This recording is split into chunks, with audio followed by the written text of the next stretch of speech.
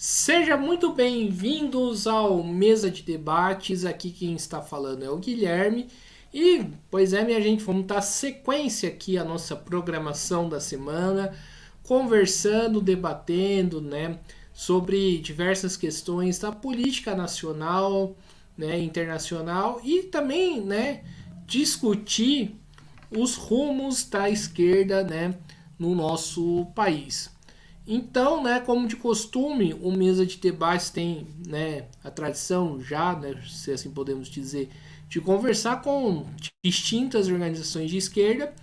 E hoje, né, chegou a vez de vocês, ouvintes, conhecerem, né, debaterem sobre as posições políticas da LOI. Então, o encarregado para conversar comigo aqui vai ser o Rodrigo. Então, sem muita demora, por favor, Rodrigo, fale um pouquinho aí de você. Bom, olá Guilherme, olá para todo mundo. Primeiramente, agradecer aqui a oportunidade de falar um pouquinho sobre a nossa política, a nossa visão de mundo aí, como que a gente atua e tal. Né? Eu faço parte da Liga Operária Internacionalista, a LOI. Sou professor da Rede Municipal de São Paulo, de Educação. E estamos aí, pronto para discutir um pouquinho sobre conjuntura. Acabou de passar um helicóptero aqui. Mas estamos pronto para discutir aí um pouco de conjuntura, um pouco do que a gente pensa aí. Maravilha, Rodrigo. Então, vamos aí para a primeira pergunta, né? Já fazendo aquela pergunta ampla e já jogando a batata quente aí no seu colo. Né? Qual que é a sua avaliação aí do atual governo Lula?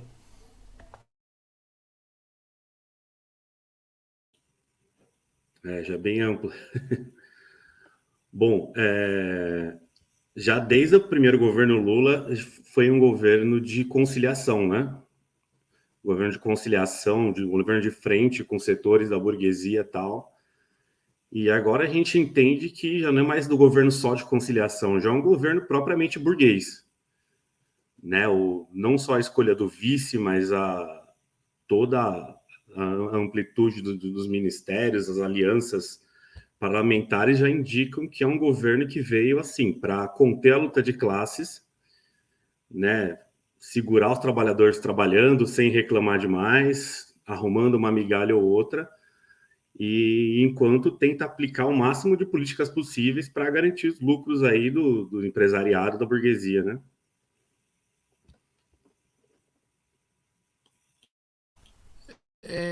Certo, mas explica um negócio para mim e agora veio uma dúvida, né? No primeiro, nos dois mandatos aí do Lula, né, tivemos o José Alencar de vice. Com a Dilma, né, o Michel Temer. Estes não eram governo burgueses, porque parece que, ao meu ver, o PT repete a mesma fórmula, né, do passado que eles gostam de repetir aí, de fazer, escolher um vice aí de direita.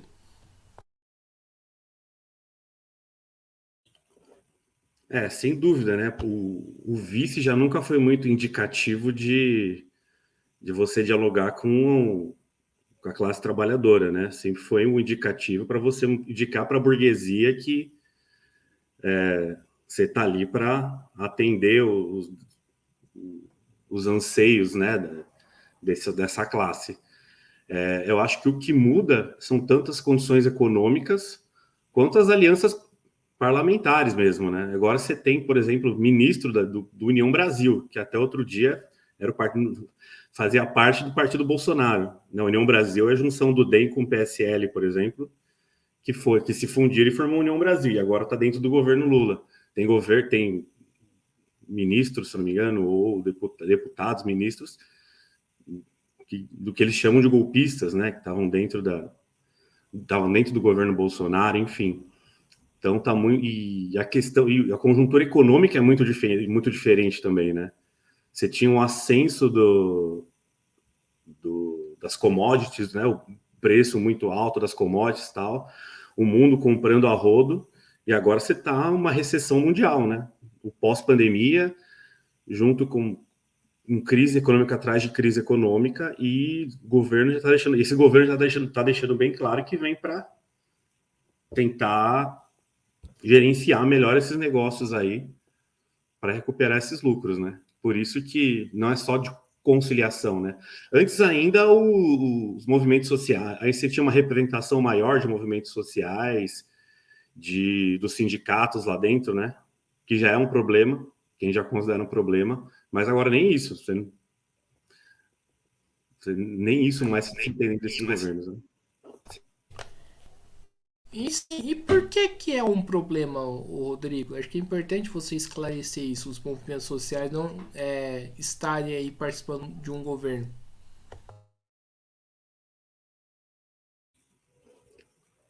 Bom, acho que isso passa primeiro por uma concepção de Estado, né?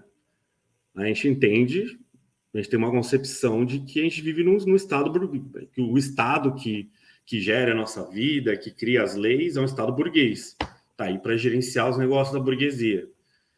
E tanto, mesmo os movimentos sociais quanto os sindicatos são os instrumentos de luta dos trabalhadores, de resistência.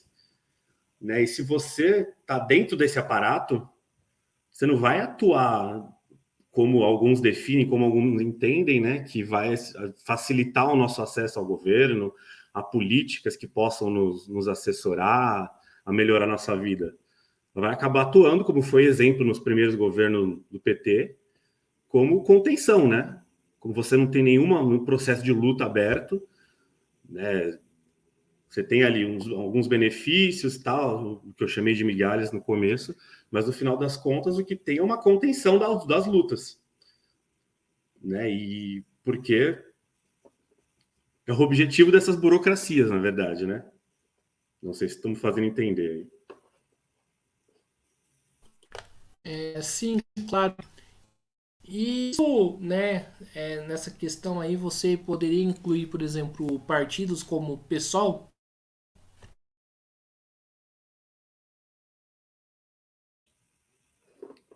Sim, o PT, o Partido dos Trabalhadores, tem um histórico junto à classe trabalhadora, né? A origem dele está junto dos trabalhadores, seja nas pastorais, seja dentro dos sindicatos, nas regiões que a classe trabalhadora estava organizada em peso e tal.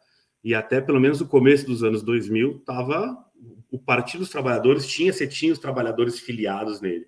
Agora não. O PSOL ele sai de uma cisão do PT, aí um pessoal que foi expulso, mas ele está todo composto por acadêmicos, né?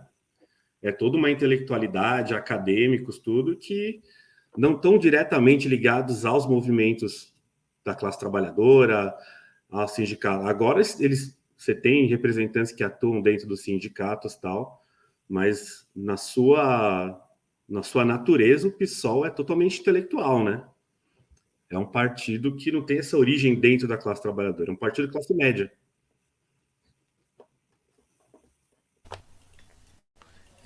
Entendi. E acho que a gente precisa expandir um pouco mais essa conversa e que tipo de partidos que precisamos aí para a esquerda, para a luta de classe de modo geral.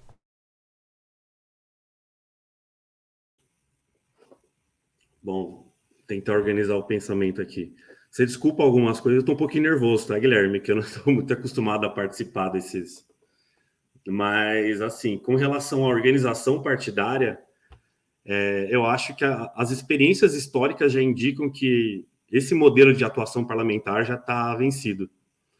Já teve, sei lá, no começo do século passado, você ainda tinha os estados que estavam em formação, estavam em consolidação, ainda você tinha um espaço para disputa ali.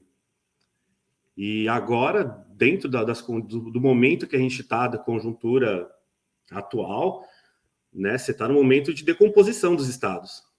E nesse momento de decomposição dos estados burgueses, né, do próprio imperialismo,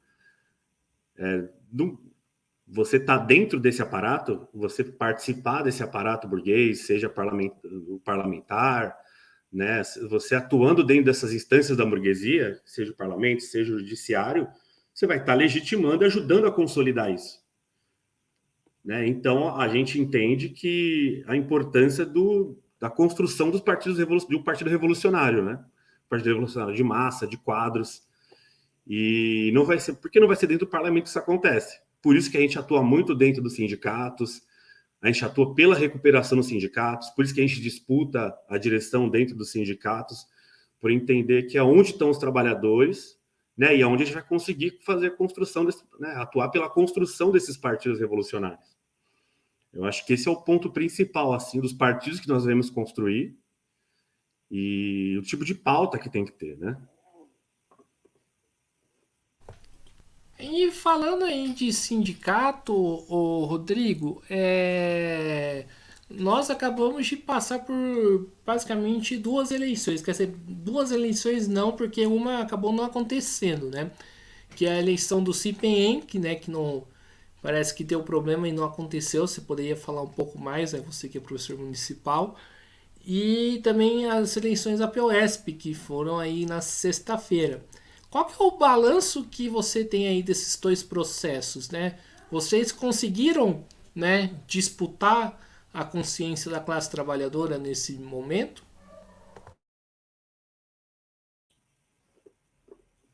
Bacana. Bom, são dois processos que estavam caminhando paralelamente, a gente participou dos dois.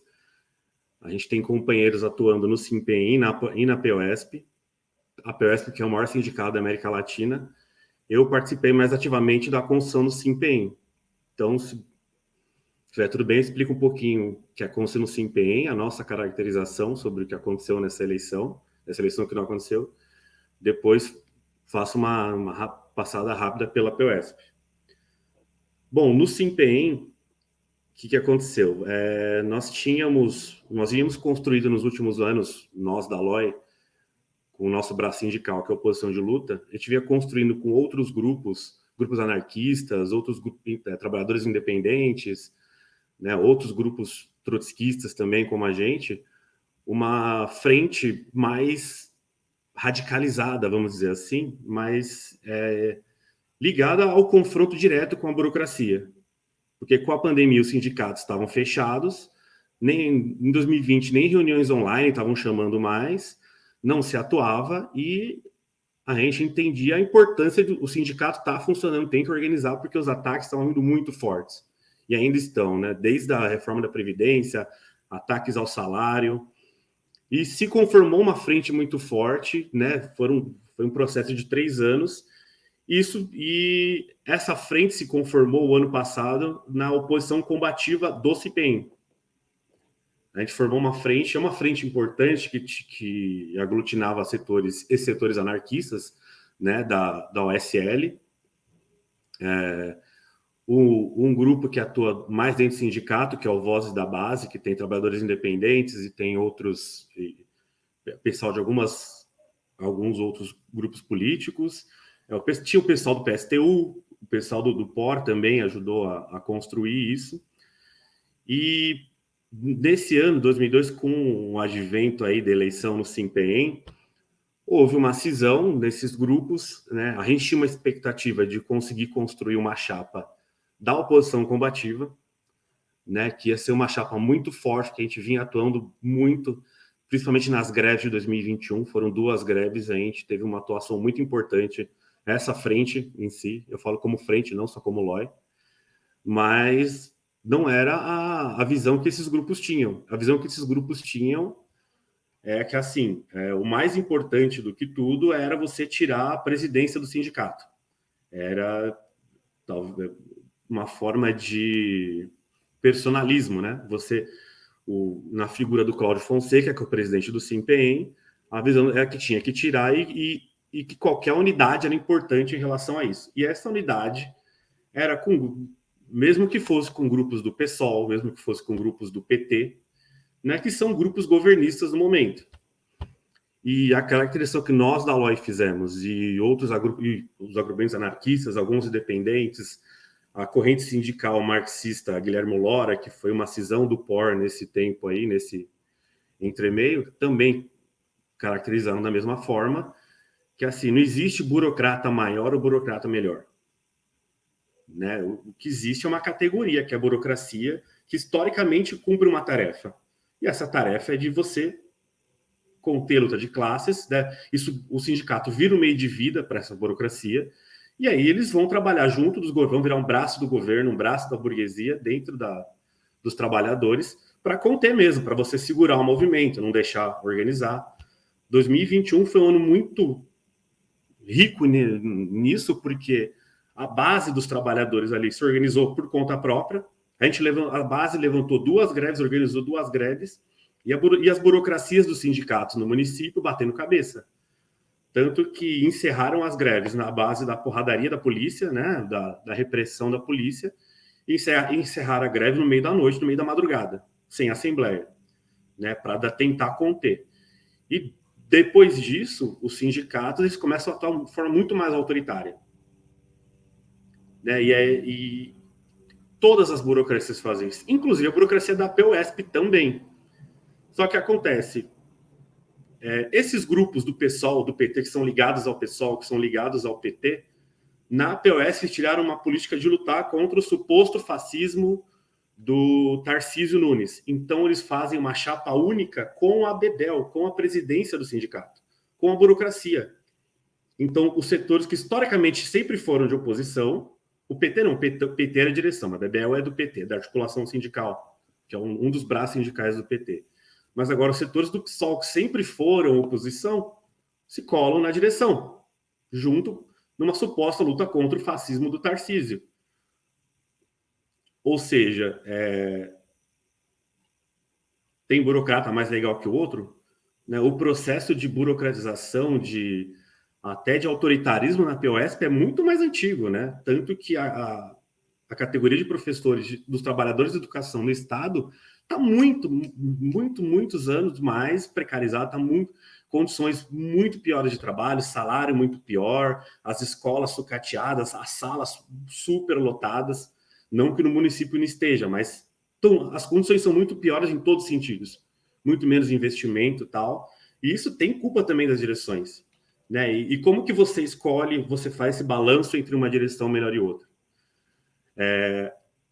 Dito isto, no SIMPEM, esses grupos do PSOL e do PT decidem não fazem uma chapa de oposição, né? Tentam fazer uma chapa com todos os grupos. A gente, mais esses outros grupos, a gente não concorda com isso. A gente se retira da convenção das oposições. E esses grupos, como Voz da Base, o POR, o PSTU, optam por participar dessa chapa da oposição unificada com os grupos do PSOL e o PT também, que tem esse detalhe, né? Como o Cláudio não é um afeto do PT, né? Ele foi expulso do PCdoB, tal, esses grupos, o Cláudio virou inimigo, não a burocracia. Só que a gente fez uma campanha muito bacana. A gente campanha nas redes sociais, visitando escolas, levando essa política. A gente entende o nosso limite de pernas, de investimento, de financiamento, mas a gente fez uma campanha muito bacana pelas redes e começou a incomodar mesmo. Eu acho que entende que incomodou. Muita gente da própria chapa 2, que era a chapa dessa oposição unificada, veio atacar a gente dentro, não dos candidatos, né, mas dos simpatizantes, do pessoal que ajudou a construir, mas não está como candidato, foi atacar a gente nas redes sociais. Foi que absurdo. Muitos nas escolas também eram atacados, porque a gente levou essa política. E a gente fala a nossa chapa 3, a nossa chapa independente, classista e combativa, né? A gente levou essa política mais independente e a gente chegou a ser atacado até os locais de trabalho pelos simpatizantes.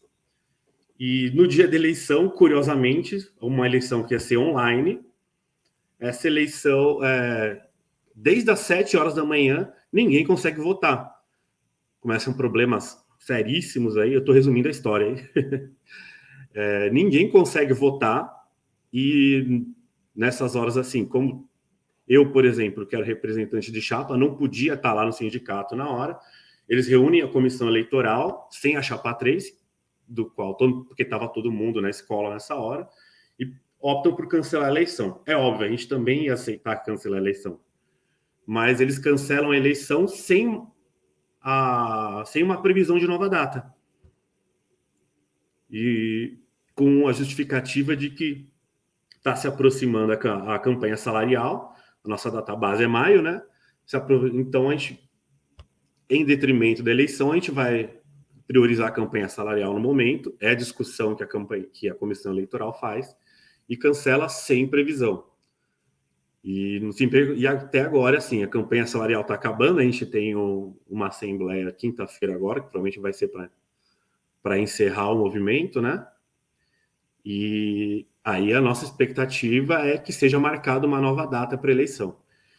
Quanto ao POSP, é isso que eu já dei o spoiler, né? Os grupos do PSOL e do PT que chamaram essa chapa unificada, da oposição unificada no SIMPEM, esses mesmos grupos, na POSP, eles optam por estar junto com a direção. Né? Essa direção da Bebel, desse grupo da Bebel, que sempre foi extremamente truculenta, autoritária, que ela pega o microfone num dos atos aí que teve em abril, maio, em março, acho que no ato do Dia das Mulheres, falando fora oposição, mano, fora... né, falando que o sindicato é dela, enfim, é esse grupo que está no poder do sindicato que optaram por fazer uma chapa com ela, né? Em vez de você optar por uma chapa mais independente dentro dos sindicatos.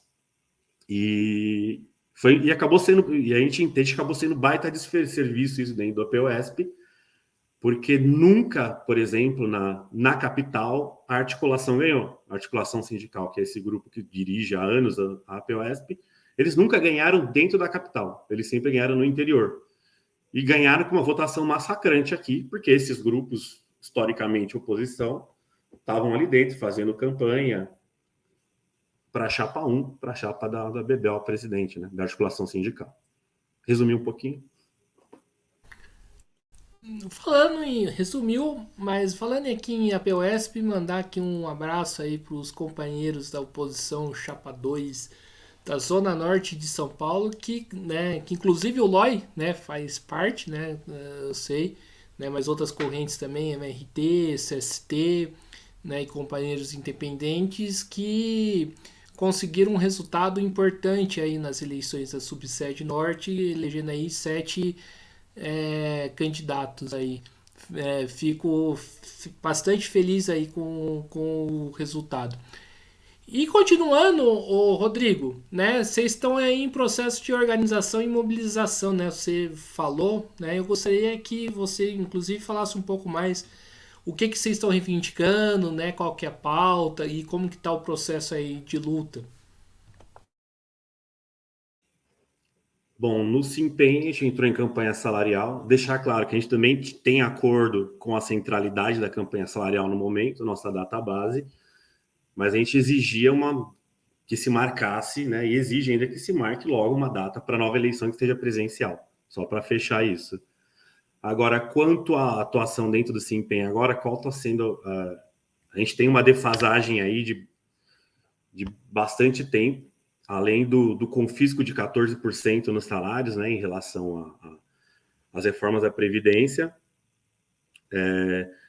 Os trabalhadores estão no início de carreira, estão com 32% de abono, e a gente exige a incorporação desse abono, e mais um aumento que deveria ser de pelo menos 20% se for só pensar no dissídio, né? Na recuperação salarial na inflação. A gente entende que a gente só consegue isso com greve, né? Uma coisa está sendo difícil de discutir, subir no caminhão para discutir, mas é o que a gente defende. No processo que estava aberto, nas discussões que sabiam entre as direções sindicais e o governo, o que também estava um ataque que está sempre, virou um novo, que a gente brinca, estava conversando dentro da organização até, que virou um novo fascismo, né? Que é o subsídio. Subsídio é o novo fascismo. Então, meu Deus, os salários serão subsidiados. Ah, meu Deus, e agora? Tal. Só que isso nem estava em pauta, né? Quem coloca isso em pauta, na realidade, são as direções, dizendo que esse é o grande inimigo, mas não tinha nenhum projeto tramitando, nenhuma intenção momentânea de se aplicar isso. Mas as direções colocam como importante. A fala do próprio Cláudio Fonseca é quando ele se reúne com o governo, ele fala assim, nossa reivindicação é 21% de aumento. O prefeito fala, não tem dinheiro. Mas se aceitar o salário por subsídio, vai ter o dinheiro. né? E só para o pessoal que vai estar acompanhando entender, subsidiar o salário significa que todo o plano de carreira que a gente tem, os quinquênios, tudo isso vai acabar. A gente vai ter um aumento salarial no começo, um aumento substancial, mas nunca mais, né? E todo funcionalismo municipal, o salário já é subsidiado. Ele já não tem mais plano de carreira, não tem mais quinquênio, e o salário é congelado. Então, o aumento salarial deles vai depender sempre de você abrir um processo de luta e a gente vê como é que está, em que condições a gente está conseguindo discutir nos sindicatos, né, a abertura desses processos de luta. Mas, enfim, em assembleia nós decidimos que a gente não aceita subsídio. Nas negociações para evitar uma greve, o governo propõe 5,74% de aumento, sem subsídio, porque já não estava na pauta do governo mesmo, o governo não estava esperando isso. Provavelmente existe uma determinação de congresso do SIMPEN que se o subsídio entra em pauta no parlamento, lá na Câmara dos Vereadores, já automaticamente a gente já entraria em greve. Já estamos em estado de greve, segundo essa deliberação do último congresso. Mas o ponto que a gente está, assim, a categoria aceitou a proposta do governo, essa proposta de não subsídio, 5,74%, e foi chamado um ato para quinta-feira, porque foi decidido que a gente continuaria em luta. Então, talvez conseguir mais alguma coisa. Eu caracterizo que vai vir aí vamos liberar o pagamento dos dias parados. A gente vai poder repor os dias que a gente parou, que não foi greve, foram paralisações. E também o pagamento, sei lá, vai ser a partir de outubro, mais retroativo a maio. Eu entendo algumas coisas, vai ter algum acordinho assim e o movimento acaba, a campanha salarial acaba nessa quinta-feira. É a forma como a própria pessoal da posição de luta, da UOL, a gente está caracterizando. Certo. Vou um pouco no debate da conjuntura nacional, né? Você muitas das vezes, né, falou aí, né, de uma forma crítica, né, sobre essa questão né, a ameaça fascista, ameaça de golpe, né? Para vocês, existe essa ameaça fascista, essa ameaça de golpe? Sim, por quê? E não por quê?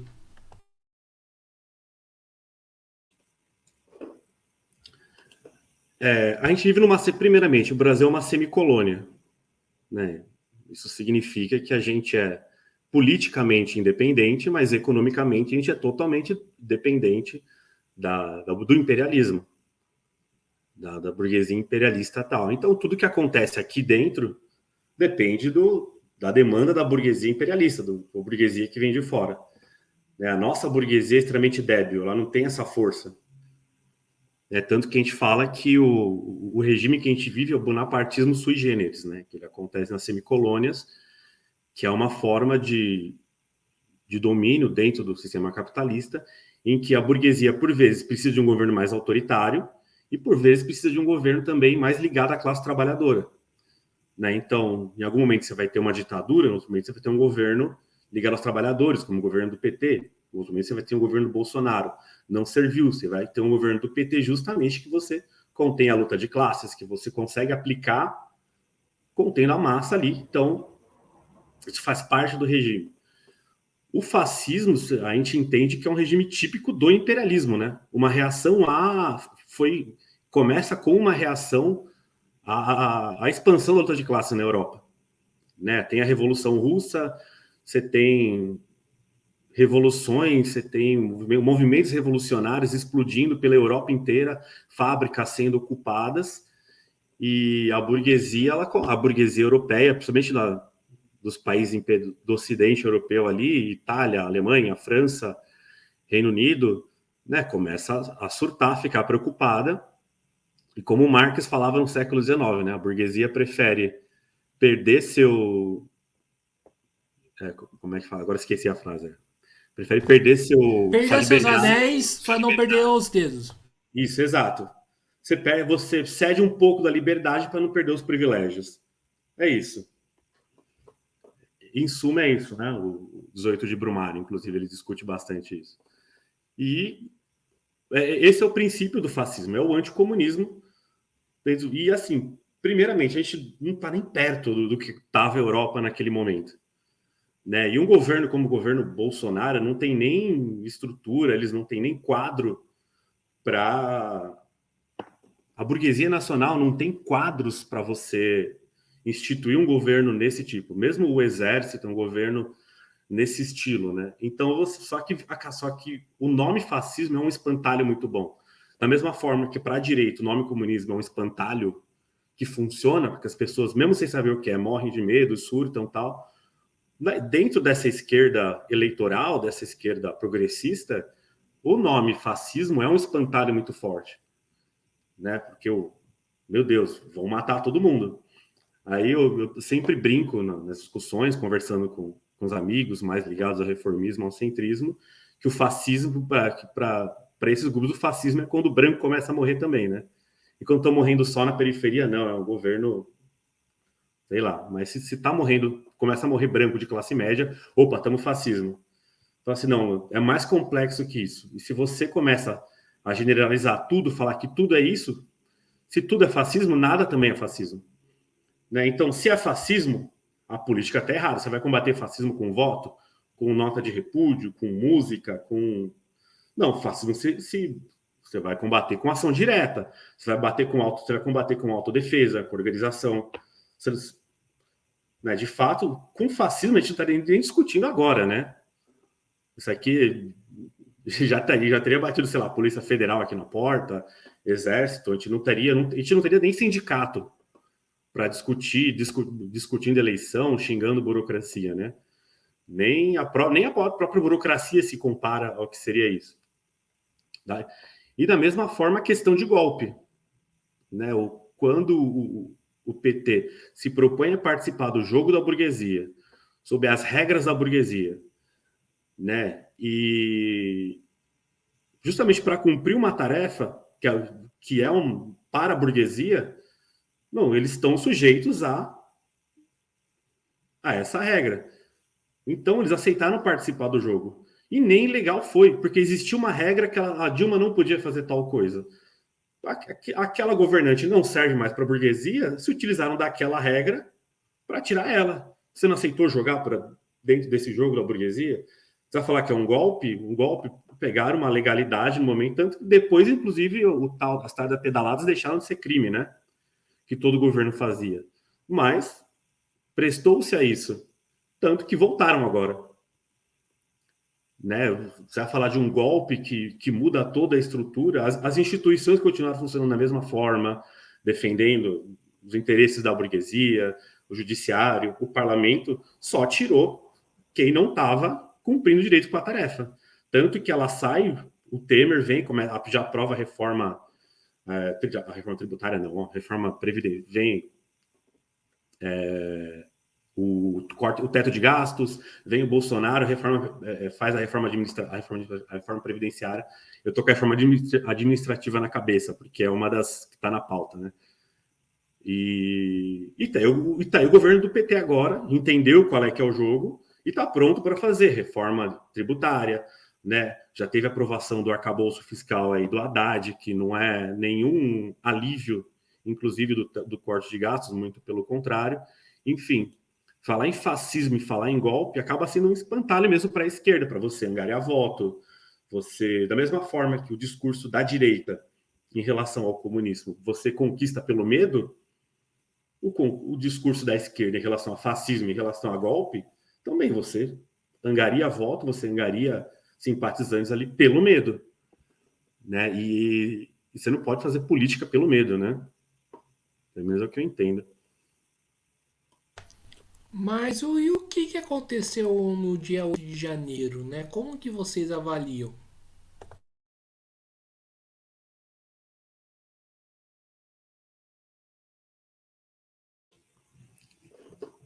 Então, dia 8 de janeiro, tem gente que fala que foi uma tentativa de golpe, né? Como se faz uma tentativa de golpe, sendo que os governantes não estavam ali, você não tinha um... Lógico que os militares ajudaram, facilitaram a passagem, daquelas pessoas, né, facilitaram a entrada, permitiram que tudo aquilo acontecia. Mas, de fato, eles foram lá, aí, de repente, o próprio exército já foi, tirou aquelas pessoas, a própria polícia tirou aquelas pessoas de lá, e, enfim, lógico, são militantes de extrema-direita, foi como que eu vou dizer, foi uma medida desesperada do bolsonarismo, enfim, mas, primeiro, né, você não tem o apoio da burguesia internacional. A burguesia internacional, e mesmo uma parte da burguesia nacional, tem acordo com Lula, ajudou a eleger o Lula, né? A Globo ajudou a eleger o Lula, caramba, né? Eles só não defenderam, né, falando assim, ó, votem no Lula tal, mas durante toda a campanha eleitoral, e mesmo agora, tipo, eles estão muito próximos ao governo. Então, assim, porque a burguesia mesmo não tem acordo, né? A burguesia só vai ter entre si, né? A burguesia vai ter acordos quando for para atacar o trabalhador, aí a burguesia vai ter um acordo. Como foi no caso do fascismo na Europa na década de 20, 30, né? E é isso, se você não tem o apoio da burguesia internacional, da burguesia imperialista, dos bancos, né, da burguesia e de setores importantes da burguesia nacional, que golpe que vai acontecer? Você vai ter essas medidas desesperadas, né, uma forma do Bolsonaro, desse grupo deles que como fizeram um monte de bobagem, né, um monte de crimes aí, tentarem negociar uma saída sem ninguém para a cadeia, tal, sair em condições melhores, tudo mais. Enfim, mais golpe, a gente está bem longe disso. E hoje na conjuntura nacional, como que você vê aí o posicionamento, né? Que posição que está a extrema direita hoje?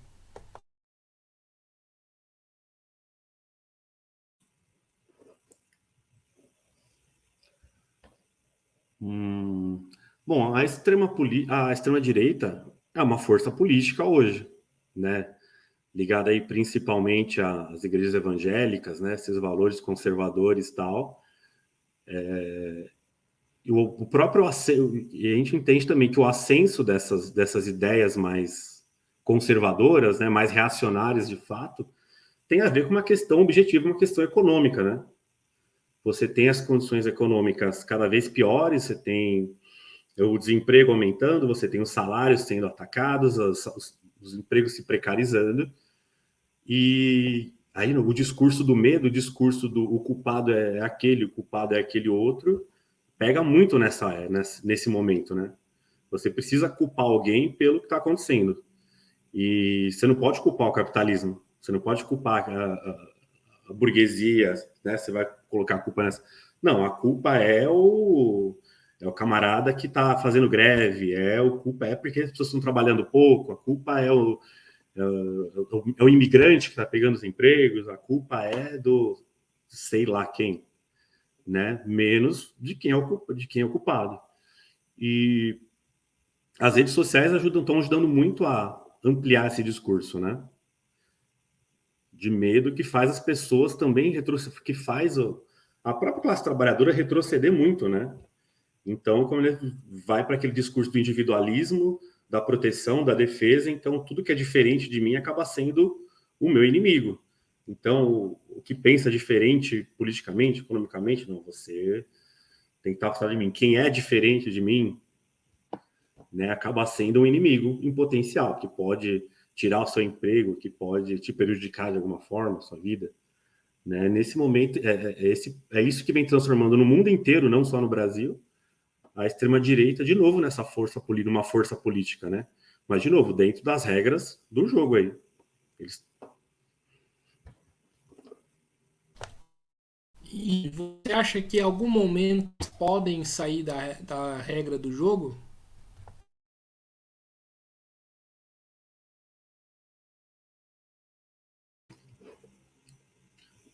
Ó, a gente entende que o grande motor da história é a luta de classes. Por mais que vários intelectuais, teóricos, e mesmo pessoas de esquerda falem e atuem dizendo que a luta de classes acabou, ela nunca acabou, né? Qualquer conflito que existiu no mundo, relação entre lugares, pessoas, sempre tiveram relação com o domínio de um povo sobre o outro, né?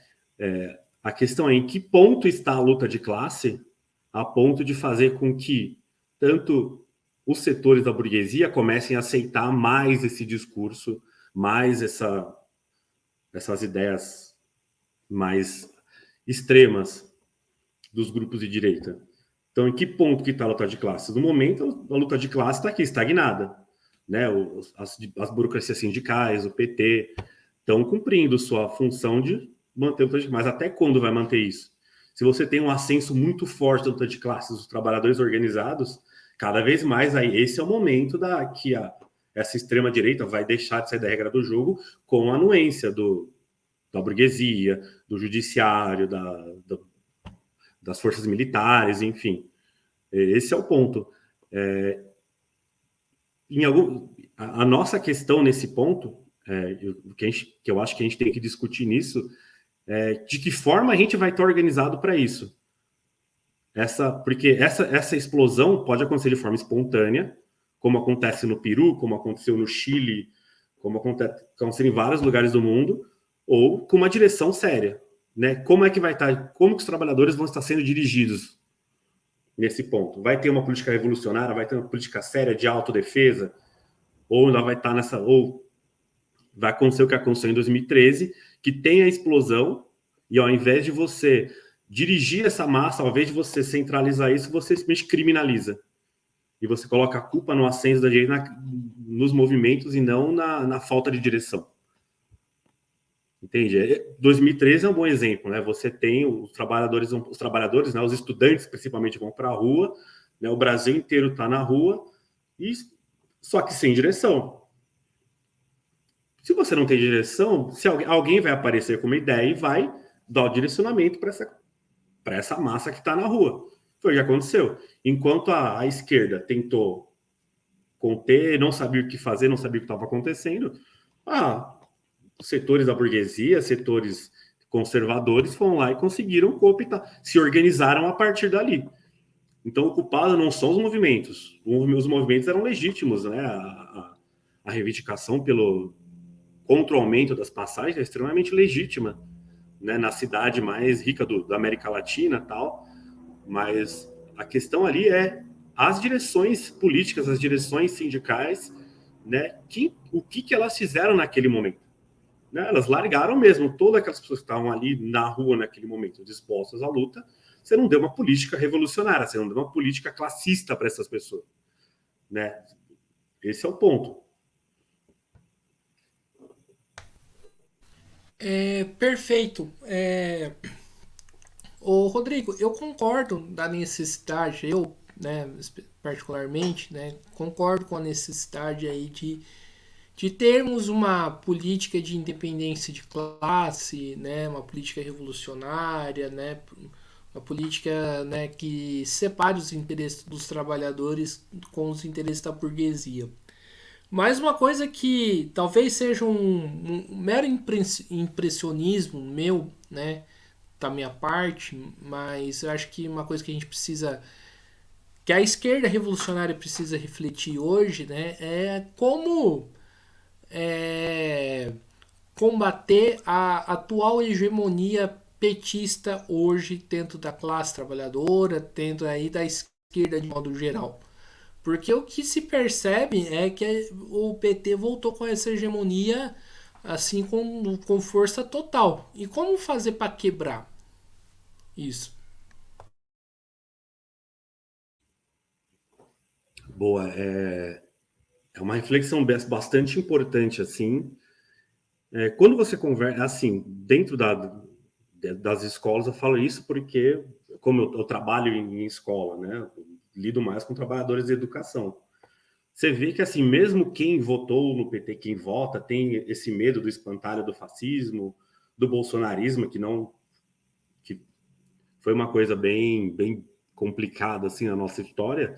Você vê que, assim, não existe um acordo com o PT de fato, né? Fala assim, o que a gente tem, é o que tem mais chance de segurar, de vencer, então a gente vai bancar isso. Agora, é uma batalha inglória, a batalha contra essa hegemonia diante do PT, junto à classe trabalhadora, é uma batalha meio inglória, né? E começa com um trabalho de formiguinha. Começa a gente tem que começar com o trabalho junto aos trabalhadores. E onde é que estão os trabalhadores? Estão dentro dos sindicatos. Por isso que é muito importante a recuperação dos sindicatos. Né? Você está ali atuando dentro, você precisa dos processos de luta aberto.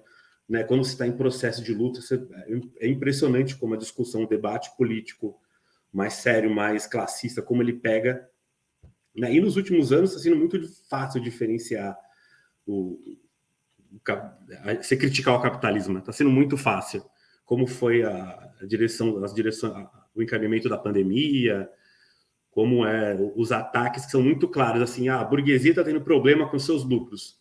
O que elas vão fazer para resolver isso? Vão acabar com o estado de bem-estar social, vão atacar direito trabalhista, vão atacar direito previdenciário. Então, o ataque é sempre no trabalhador. Então, está muito fácil você fazer esse apontamento. E fica muito fácil também você criticar quem faz a conciliação, né? Quem faz essa política de conciliação e de traição mesmo na classe trabalhadora. Mas, ao mesmo tempo, é um trabalho de formiguinha, porque o discurso revolucionário, hoje em dia, as pessoas tremem quando escutam, né? Você querer fazer um discurso classista revolucionário, por mais que as pessoas, às vezes, não sabem como questionar. Então, ele fala, mas isso nunca vai dar certo, isso, meu Deus, né? Elas não conseguem te questionar, elas conseguem se opor ao que você está falando. Elas vão falar, não, é muito difícil, isso nunca vai acontecer, então a gente tem que tentar se virar do jeito que está. Só que os processos de luta indicam como é possível, sim, né? Eu uso muito esse exemplo das greves de 2021, que é um nicho, são os trabalhadores de educação na prefeitura, aliás, do município, no 2021, foi trabalhadores do município de São Paulo, do funcionalismo municipal. Né? Você vê assim, como um discurso classista, no momento revolucionário, nesse momento de crise, no momento de ataque, como pega. Né? E a partir dali que você começa a angariar as pessoas. O problema é exatamente essa contenção da luta, né? Que as burocracias vão fazendo, que as direções políticas e sindicais vão fazendo, né? Por isso que vira um trabalho de formiguinha. Sim. E, ô Rodrigo, eu particularmente, né, penso que tá na hora, né, de que a esquerda, né, que se reivindica classista, se juntar aí numa frente única, né, para poder atuar e também, né, iniciar as discussões aí para, quem sabe, uma formação de uma organização revolucionária, né, em comum. Eu queria saber o que você pensa disso, porque para mim, aí é uma posição pessoal minha, não falo isso, eu falo isso enquanto Guilherme, não enquanto mesa de debates. Eu particularmente acho que frente a essa hegemonia petista é mais fundamental aí ter essa frente única e iniciar uma discussão aí de um partido único revolucionário para poder conseguir alcançar aí setores maiores da classe. Senão, né, se cada um, né, for atuar, né, no, na sua bolha, fica bastante complicado. Gostaria de saber o que você pensa disso. Nossa, essa é a pergunta de $1 milhão, né? Que falam. Porque é curioso que, assim, sozinho você não faz nada, né? Você pode ter a melhor política do mundo, o melhor discurso do mundo, se estiver sozinho, nosso grupinho, com o nosso grupo só falando entre a gente. De fato, a questão da unidade, né, dos grupos revolucionários sempre é um ponto. Mas, ao mesmo tempo, é muito difícil, porque você viu, a gente tinha uma frente classista extremamente combativa dentro do sindicato, mas preferiram compor com grupos governistas. Né? E, assim, aí tem alguns princípios que você não consegue, né, ultrapassar eles. O princípio da dependência de classe é muito caro para a gente, né? Mas, de fato, acho que durante muito tempo, a LOI como organização, a gente estava se reorganizando, né? Fomos chamados muitas vezes de sectários, fomos chamados muitas vezes de isolacionistas, talvez, mas a gente já já começou a ter ações, né, a ter uma política de se expandir também, de conversar com vários grupos. A gente tem a nossa internacional, os nossos grupos, dos nossos camaradas na Argentina, no Chile. A gente conversa com muitos grupos aqui no Brasil hoje em dia, né? A nossa frente no sindicato, agora a nossa chapa no SIMPEM tem trotskista e anarquista, né? Histórico. Então, assim, existe esse esforço para se criar esse partido, esse grande partido revolucionário, é o que nos move, na verdade, né? A construção do grande partido revolucionário. E, assim, o princípio aqui é a independência de classe e a revolução, né? É você acabar com o sistema capitalista. Depois o que vai acontecer, depois a gente se degladeia lá nas assembleias, nas discussões, para ver se vai ser ditadura revolucionária, se vai para o lado mais anarquista, tal, etc. Mas existe esse entendimento em vários grupos e existe esse esforço também. Né? Eu vejo que, assim, inclusive pelas condições objetivas que estão postas hoje em dia, na conjuntura, né, que a gente tanto tem falado, hoje em dia existe em grupos que, sei lá, historicamente foram mais isolados, estão se reconstruindo para isso. Eu vejo que está acontecendo e vejo que é extremamente importante essa construção desse grande partido revolucionário. A gente tenta, pelo menos, né? Fala um pouquinho mais sobre a Aloy, né? Qual vertente do marxismo que ela se encaixa, né? Um pouco da história da organização, por que fundou, qual que é o propósito aí da organização, inclusive para o ouvinte entender, né, o que é a Aloy. Bacana. Bom, eu sou entre aspas, um novo militante, na verdade, um novo militante, né? Eu estou dentro da Aloy, acho que vai completar 10 anos. E a Aloy existe desde a década de 90, se eu não me engano, 92 ou 93. E a Aloy, existia uma corrente, sim, uma corrente dentro do Partido dos Trabalhadores, dentro do PT, que era a Convergência Socialista.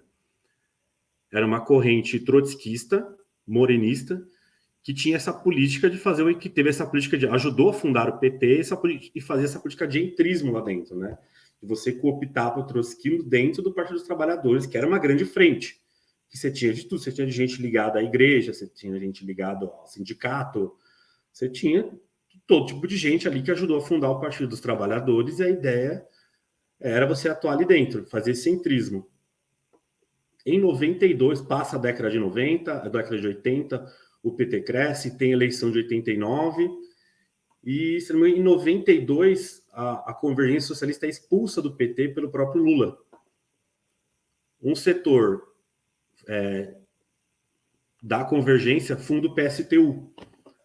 Durante o congresso do PSTU, já, se não me engano, no primeiro dia do congresso, nesse dia do congresso do PSTU, já tem uma dissidência aí que fala assim, não, a gente está rompendo com o morenismo, estamos indo atuar, criando outra organização revolucionária também, que é a Liga Operária Internacionalista.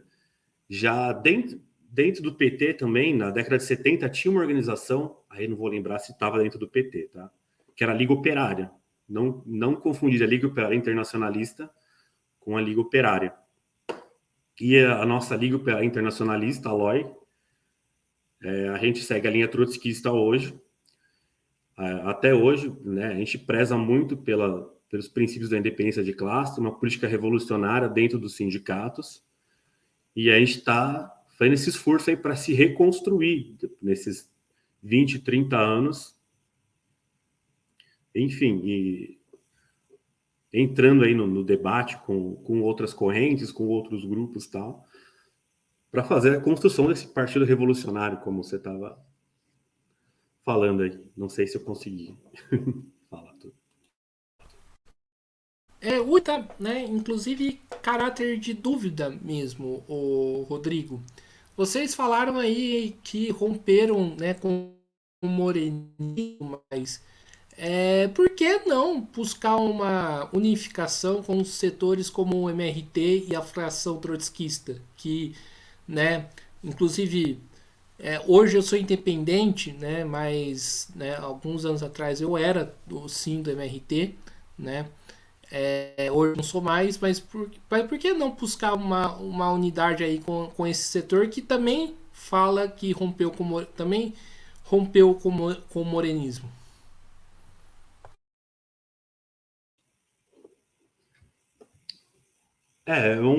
Essa discussão entre correntes é bem interessante, né? Porque, de fato, o MRT participou da construção dessas frentes nesses anos todos, né? Então, teve essa discussão, só que a gente entende assim, lá, com todo respeito aos companheiros, a gente que constrói a luta com a gente. Mas eu entendo assim que falta alguns posicionamentos mais claros, por exemplo, em relação ao Estado. Né? Eles passam até a penúltima eleição, eles estavam querendo entrar dentro do PSOL. Durante muito tempo eles tentaram entrar dentro do PSOL e o PSOL não deixava. Acho que, ao mesmo tempo que eles criticavam o PSOL, eles tentavam entrar como corrente dentro do PSOL e nunca foram permitidos. Aí na última eleição eles entram no Polo Socialista junto com o PSTU, né, uma frente eleitoreira, tanto que acaba a eleição, o Polo se desmancha, você não tem mais nada. Então, afinal, e mesmo agora em relação do nosso nicho de sindicato, né, qual que é a atuação?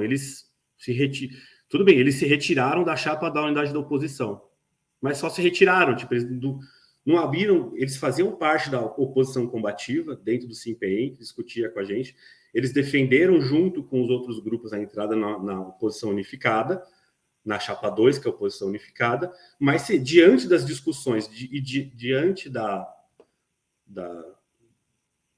inserção ali daquela frente, da oposição unificada dos setores do PT, eles saem. Mas, ao mesmo tempo, a gente estava aberto a discutir ali, no mesmo dia que teve a convenção das oposições, a gente estava discutindo a formação da chapa 3, da unidade independente, classista e combativa. Eles não se apresentaram, preferiram se manter fora da eleição, não defenderam nem voto em ninguém, defenderam que os trabalhadores tinham que votar, ponto, mas se posicionaram, que saíram, que não compuseram com a chapa 2 e ponto. Então, assim, frente, unidades de ação já tiveram várias, uma frente mais organizada também já teve, como foi essa oposição combativa dentro do SIMPEM, que agora é uma coisa meio difusa aí, uma coisa meio nublada, que não sabe o que acontece, mas de fato, assim, né? Como eles querem atuar de fato? Porque uma unidade de ação a gente está sempre pronto, sempre aberto. Atuar dentro de uma greve, construir uma frente de confronto às burocracias, a gente está pronto. Se eles estão se propondo a isso, a gente se propõe também, né? Então é isso aí, pessoal. Estamos encerrando aqui mais uma entrevista do Mesa de Debates. Quero aqui agradecer a presença do Rodrigo. Gostei aí da participação aí do papo, acho que é de extrema importância. E passo novamente a bola para ele fazer suas considerações finais. É isso, novamente, obrigado, Guilherme, o Mesa de Debates, pelo convite. Quem ouviu, vai ver que eu estava um pouquinho nervoso, assim, espero não ter falado bobagem aqui. Nós fazemos parte de uma internacional, que é a TRQI, Tendência pela Reconstrução da Quarta Internacional. Se puder, procurem as páginas, a gente está atuando dentro do SIMPEM da POSP, e a gente está aí construindo os movimentos, vocês vão encontrar a gente bastante na rua, por aí atuando nos movimentos, e viva a independência de classe, viva a revolução. É isso aí, mais uma vez.